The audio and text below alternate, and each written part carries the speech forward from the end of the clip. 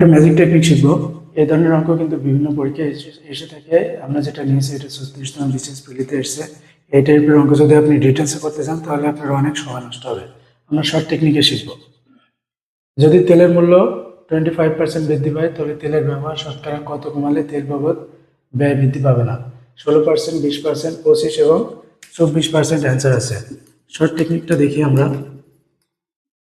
Short technique হচ্ছে এ by 100 plus A into 100।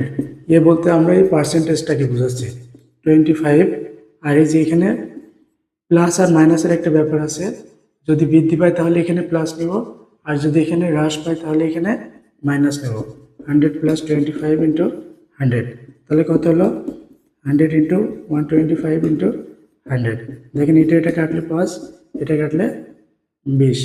এই যে দেখেন উত্তর হয়ে যাচ্ছে 20%। এটা উত্তর।